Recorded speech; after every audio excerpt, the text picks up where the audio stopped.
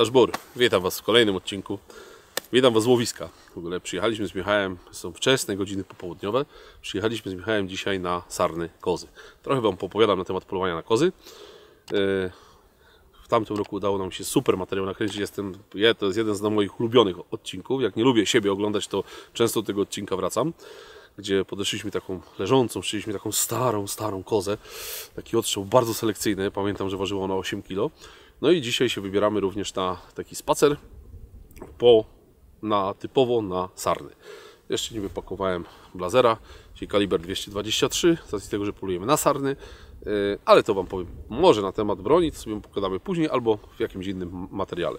Natomiast jak widzicie, u mnie na szyi dzisiaj dwa urządzenia. I zanim przejdziemy do lornetki ze stabilizacją, czyli do Alpena, chciałem z Wami pogadać na temat Wisty. Z bardzo dużym przytupem, ale z ogromnym, na polski rynek, zresztą nie tylko polski, weszła seria od Infireya, seria Nozpix. I teraz wszyscy zachodzą w głowę, czy Nozpix to jest osobna marka, czy Nozpix to jest jakby Lexus w przypadku Toyoty u Infireya. Ja uważam, że jest to osobna marka. Natomiast weszli z bardzo, ale to bardzo dużym przytupem. Mamy nowe spotery obserwacyjne, jeden mam tutaj i mamy nowe celowniki. Co my mamy w tych celownikach? O celownikach to może zrobimy osobny materiał, bo to będzie wymagało pokazania Wam tego. Dlatego już macie część chyba w odcinku z Szóstaka, gdzie Arek Ciecierski opowiada nam o tym. Natomiast my to będziemy testowali w terenie, typowo na polowaniu. Natomiast teraz od dłuższego czasu testujemy Wistę. Z tego co mi wiadomo, była to jedna z pierwszych Wist, które doszły do Europy. Trafiła ona w nasze ręce i naprawdę przetestowaliśmy ją znacznie. Macie kilka ujęć z Wisty, moi drodzy, chyba z odcinka z Bieszczad, macie z Rykowiska, bo tam już wtedy ją testowaliśmy. Natomiast teraz będziecie mieli dużo więcej materiału i będzie on Wam się ukazywał w trakcie tego odcinka. Dlatego, że dosyć intensywnie go użytkujemy. Teraz uwaga, chciałbym, żebyście coś zobaczyli. Model, który tutaj mamy, to jest Vista H50R. Jest to model najwyższy monookularu, bardzo ergonomiczny, mający 4 guziki u góry. Pierwszy od okularu włączający w innym kolorze, okrągły, zupełnie wyczuwalny w nocy, że wiemy, żeby go przez przypadek nie wyłączyć. Natomiast całe serce jest w środku. Okular 50 i tutaj na dole mamy taką, powiedzmy to łezkę, to jest dalmierz. Przepięknie wbudowany w okular. Na samym dole wygląda bardzo, ale to bardzo estetycznie. Matryca 640, czyli nie 1280, nie 388, 640. Ale Vista dostała aktualizację i ma już stabilizację obrazu. Wspomagana jest sztuczną inteligencją poprzez jakby wyciągnięcie większej ilości szczegółów obrazu. I to, co mi się strasznie podoba przy termowizorach, które wykorzystujemy głównie w obwodach polnych lub polnoleśnych, powiększenie wyjściowe. I tutaj startujemy od 4. Co nam to daje? W przypadku termowizorów, które mają powiększenie powiedzmy razy na przykład 2, tą zwierzynę, którą obserwujemy, mamy dwukrotnie bliżej, a co za tym idzie, przy tej szczegółowości obrazu mamy rozpoznawalność tego zwierza, szczegółów dużo lepszą, ze względu na to, że ta zwierzyna jest bliżej. Bateria, co do baterii, moi drodzy, w komplecie są dwie. Tu mamy taką klapeczkę, otwieramy, bateria, nawet nie czytałem jakiej jest pojemności, ale jest dosyć duża. Już Wam mówię, moi drodzy, ona miała coś 4000, mi się coś zdaje, ale zaraz to przeczytamy wszystko. Ile ona ma pojemności? Jeżeli się nie mylę, to miała 4400 pojemności. Tak, 4,4. Dokładnie tak jak przeczytałem. Dwie w komplecie. To urządzenie na jednej baterii pracuje bardzo długo i to jest jego absolutny plus. Z racji tego, że jest tu okular 50, że jest to urządzenie ze sporą baterią, no to niestety nie jest ono małe, ale to nie jest też urządzenie duże. Jest ergonomicznie, pasuje świetnie. Regulacja ostrości jest na okularze z przodu. Regulacja do osób, które noszą okulary, tak jak na przykład ja, jest tutaj. Byliśmy wczoraj trochę z Mariuszem podogrywać jeszcze Wam materiałów. No to Maniek miał ją pierwszy raz. Mówi, kurde, ale w tym widać, nie? Taka obiektywne odczucia osoby, które biorą pierwszy raz, no był pod wrażeniem, ja jestem pod wrażeniem cały czas. Więc zobaczycie troszeczkę materiałów, jakby przed naszym polowaniem na sarny, zobaczycie trochę materiału z Wisty i również, najważniejsze wam nie powiedziałem, co ona tu ma, no ma dalmierz przecież, no dalmierz, który widzimy tutaj, natomiast włączenie dalmierza polega na tym, że musimy przytrzymać strzałkę do przodu i z automatu się dalmierz włącza. Puszczacie, dalmierz gaśnie. No jest to rewelacyjne rozwiązanie, ale co za tym idzie, sam sprzęt naprawdę broni się jakością obrazu. I jeszcze jednym jego absolutnym plusem jest wyświetlacz, bo tu jest wyświetlacz wyciągnięty żywcem z TH50, czyli mamy 2560 na 2560, obraz jest okrągły. Jest to w tej chwili, uważam, że jest to urządzenie, które wchodzi na rynek z bardzo mocnym przytupem. Jest to urządzenie, które no, na dzień dzisiejszy, moim zdaniem, jako monookular jest urządzeniem chyba kompletnym. Mamy dalmierz, mamy bardzo duże, ani nie bardzo duże, bardzo dobre i trafione powiększenie wyjściowe, wyświetlacz potężny, okular 50, jakość obrazu super, aktualizacja zrobiona, stabilizacja obrazu, co jest bardzo ważne. Jeżeli obserwujecie zwierzynę na dystansie, nie wiem, 300-400 metrów i chcecie się jej przyjrzeć, no to wiadomo, że przy powiększeniu 4 ten obraz będzie Wam drżał, natomiast przy stabilizacji temat znika. Obecnie trendy w monookularach są takie, i to już się robi standard, że w tym momencie wszyscy robią dalmierz laserowy, nie stadimetryczny, ale kolejnym krokiem jest stabilizacja. Jestem bardzo ciekawy, co będzie następne. Bo dzisiaj, jeżeli ktoś chce wydać no niemałe pieniądze, bo dzisiaj Vista kosztuje 13 000 złotych, ale pamiętajcie, potężny wyświetlacz, okular 50, matryca 640, dalmierz, stabilizacja, 2 baterie w komplecie. Czy to jest dużo? To jest normalnie, bym powiedział. To nie jest ani dużo, ani mało, to jest cena normalna. Natomiast co będzie kolejnym udoskonaleniem sprzętu? Nie mam zielonego pojęcia. Na razie mi ta Vista bardzo pasuje, chociaż Mariusz się już odgrażał, że mówi bierze na polowanie. Mówi to musisz mi zostawić, mówi, bo ja pójdę w teren, więc pewnie Maniek gdzieś tam się z nią wybierze. Może coś nawet nagramy. Poopowiada swoje odczucia. Natomiast pytanie do Nocpixa, do Infireya, do innych firm, co będą robili jako kolejny, nie chcę tego nazywać gadżetem, ale jako kolejne udoskonalenie, bo mi wydaje się, że już zbliżamy się do sufitu i za wiele tu już zrobić nie można. Natomiast oczywiście nie mówię Wam o tematach w Wiście, nagrywania, robienia zdjęć i tak dalej, bo to jest rzecz oczywista, bo dzisiaj w każdym termowizorze to macie. Jedyne, co jeszcze należy dodać, to cała rodzina Wisty składa się z kilku modeli. U nas na stronie możecie je zobaczyć. Mamy z obiektywem 35, mamy z obiektywem 50, z dalmierzem, bez dalmierza, więc tych spoterów z serii Vista jest kilka. Jest jeszcze seria Lumi, o której zrobimy osobny odcinek. Postaramy się Wam zrobić, ponieważ mamy w tej chwili na warsztacie, dostaliśmy od Arka Ciecierskiego z firmy Tamet, dostaliśmy 3 termowizory, 3 wersje Lumi, 19, 35, 19 jest na matrycy 388, obiektyw 19, mamy 35 na matrycy 388 i mamy 35 na matrycy 640. Jest jeszcze jeden termowizor, taki malutki Lumi 13, on jest na matrycy 256, akurat tego jeszcze nie mamy. No i powiem Wam, znaczy nie mamy do testu, bo dostępny u nas na stronie jest. Natomiast na temat Lumi zrobimy osobny materiał, bo one się cechują tym, że mają czułość termiczną albo poniżej 18 mK, albo poniżej 15, więc to są też urządzenia już relatywnie dosyć tanie, bo one nie są wcale drogie, natomiast mają jakość obrazu, którą otrzymuje się za kwotę około 6000 zł, jest naprawdę bardzo, ale to bardzo dobra. Natomiast Vista jest to już model premium, cała seria Visty, więc będziecie mogli zobaczyć sporo nagrań, ponieważ udało nam się tutaj nagrać, więc pewnie jak ja to mówię, to będzie Michał zmontuje ten materiał tak, że będzie Wam się przewijać te wszystkie nagrania, łącznie z dalmierzem, więc z użyciem dalmierza. Więc wydaje mi się, że jak ktoś szuka termowizora naprawdę kompletnego, no to Vista jest absolutnie dla niego. A teraz idziemy na polowanie i tam porozmawiamy o kolejnym urządzeniu, które ma wbudowaną stabilizację, ale jest lornetką dzienną. Dla mnie świetną. Już była używana przeze mnie, bo no, ja już używam troszkę długo. Natomiast wy mogliście zobaczyć Alpena w odcinku z rykowiska w Bieszczadach i tam go używałem bardzo intensywnie, ale o tym sobie porozmawiamy polując na sarny. Bo to jest właśnie ten moment, kiedy to zostawiamy w samochodzie, a to zabieramy ze sobą.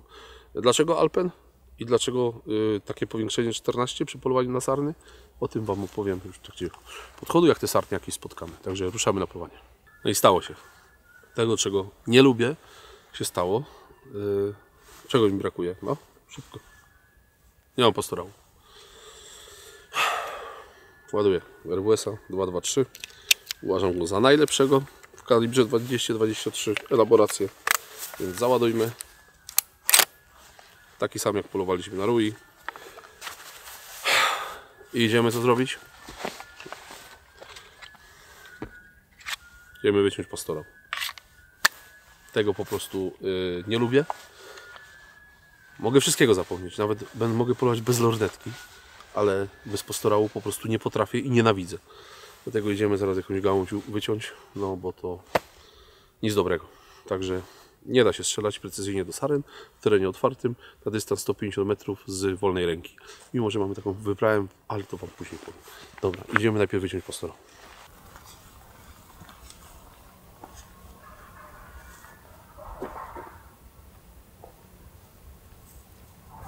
Jak widzicie, jeszcze nie znalazłem odpowiedniego patyka, żeby wyciąć, bo tu same tarniny. Natomiast co do samego polowania na sarny. Słuchajcie, miejsce, które wybrałem, są to dosyć spore łąki. One są nieużytkiem i nie są. Raz w roku są koszone, zresztą widać baloty. Ale jest to miejsce, gdzie te sarny ja zawsze obserwuję cały rok.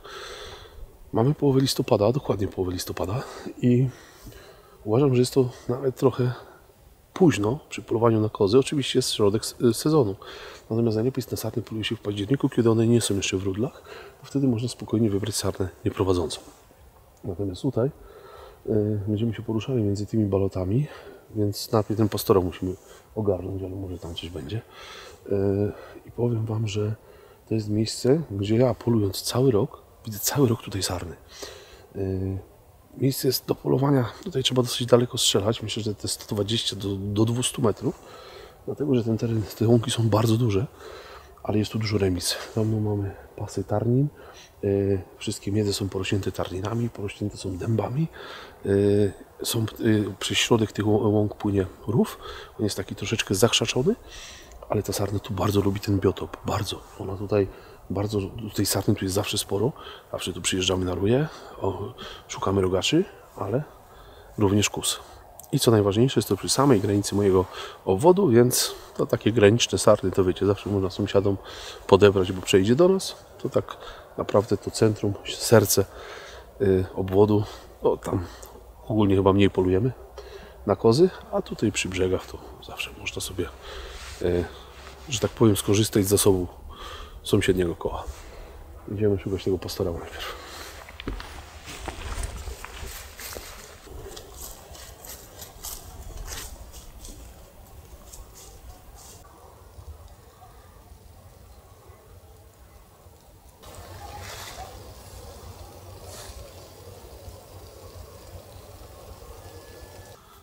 Widzicie zieloną diodę, która się tam pali? Teraz Michał Wam zoomuje. To jest znak tego, że stabilizacja jest włączona. Tutaj mamy przełącznik. To jest tak świetne urządzenie, powiem Wam. Stabilizacja obrazu, tym bardziej jest zasilana zwykłym paluszkiem AA, czyli tym grubym. Żadne tam wynalazki. Lornetka ma powiększenie razy 14, czyli duże. Przy 14, przy wyłączonej stabilizacji naprawdę się ciężko patrzy, a teraz no jest to niesamowite, jak można ten obraz mieć blisko i stabilnie. Sprzęt świetny, polecam go Wam. Jest też u nas na stronie, możecie zobaczyć. Ale powiem Wam jedną rzecz. To jest właśnie lornetka, którą ja uważam powinien mieć każdy, kto poluje na zwierzynę połową w dzień. Na noc, to już jak widzieliście wcześniej, są spotery obserwacyjne, termowizyjne, ale noctoro też są. Natomiast chodzi o samo polowanie na zwierzynę połową. no to stabilizacja obrazu pozwoli Wam bez problemu rozpoznać płeć tej sarny. Wiecie dobrze, że nie polujemy teraz na rogacze. Można dostrzec takie szczegóły jak pędzel na dystansie 150, 180, 200 metrów. No jest to niesamowicie wygodne. Pomijam fakt rozpoznania rogacza. Jak polujecie w maju, w czerwcu na rui, rozpoznania byka, tylko umówmy się, to jest sprzęt typowo dzienny, to nie jest sprzęt nocny.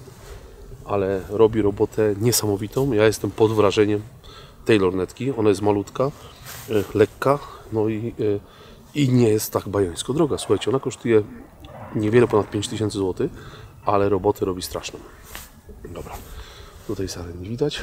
Mamy taką uprawę starej koniczyny, zmulczowana, ale przejdziemy sobie zobaczyć na miedzę pod takie dęby i zobaczymy, czy nie ma saren z drugiej strony wzniesienia. I do tej pory nie mam pastorału.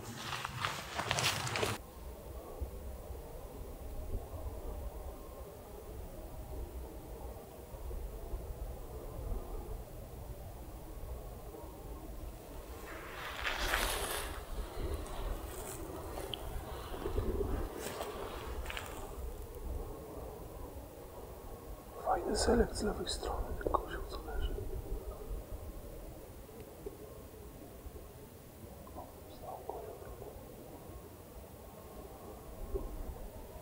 Kózka jest nieprowadząca.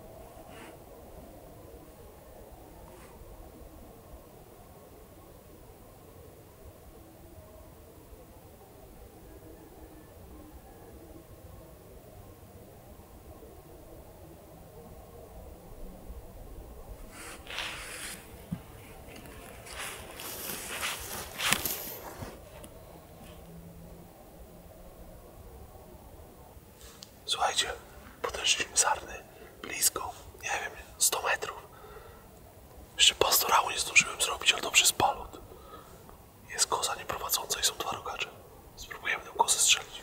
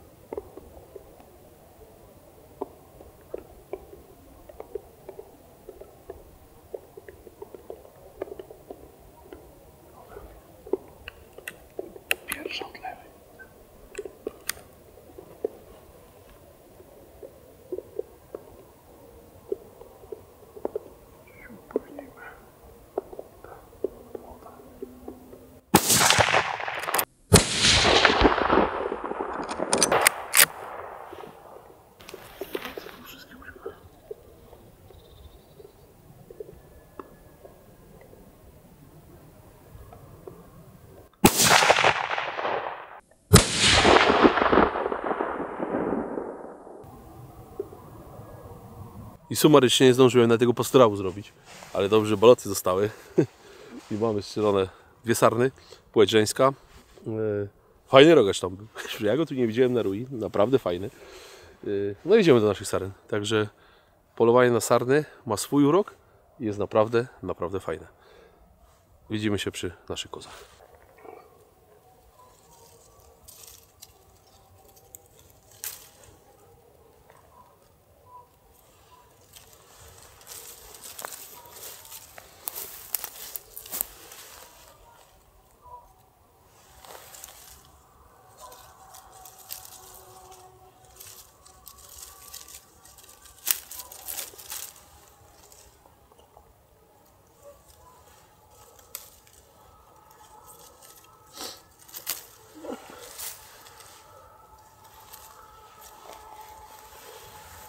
Jak widzicie, udało się upolować 2 kozy. Są to obydwie kozy nieprowadzące, młode kozy. Także z punktu widzenia selekcji i gospodarki odstrzał bardzo prawidłowy. Mnie to bardzo cieszy. To nie są stare kozy. Ta jest deczko starsza. Będzie miała, moim zdaniem, to będzie 3., może 4. rok życia. Ta jest w 2. roku życia. Więc są to kuski młode. Wrzucimy sobie taki mały złom do czapki. Cyk. O, więc polowanie udane. Moim zdaniem bardzo udane. I bez pastorału się dało.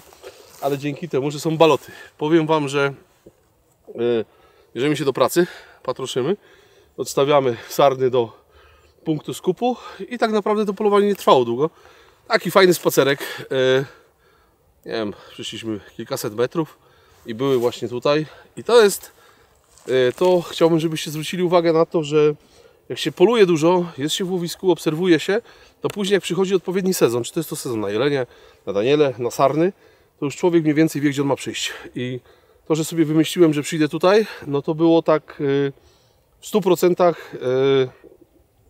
przewidziane, że chciałem właśnie na to łowisko przyjść, bo też nie ukrywam, że tutaj z racji tego, że teren jest lekko pagórkowaty, ale jest mocno zakrzaczony, to te sarny łatwiej podejść. Nie jest sztuką strzelać gdzieś tam do sarny na 200 metrów, tylko żeby je podejść w miarę blisko, a my tutaj strzelaliśmy na dystans do 100 metrów, nie było dalej. Więc obydwie kozy udało się upolować. Pierwsza po strzale zrobiła świecę, przebiegła 10 metrów. One odskoczyły tam, do tej drugiej strzelałem dalej, do tej drugiej strzelałem na około 130-140 metrów. Została, zrobiła woltę, przewróciła się. Więc bierzemy się do pracy. Czekam na Wasze komentarze, dajcie znać, jak Wam się podobają takie materiały łączone. I co ja Wam mogę powiedzieć? Kończymy dzisiejsze polowanie, więc jednocześnie kończy się odcinek jeszcze za dnia. Także ja Wam mówię daszbur i do zobaczenia w kolejnym odcinku. Pamiętajcie o łapce, zostawcie komentarz, subskrypcję, bo ostatnio, jak zauważyliście, u nas na kanale te subskrypcje idą bardzo mocno do przodu, za co Wam bardzo serdecznie dziękuję. I co? Widzimy się w kolejnym odcinku. Daszbur.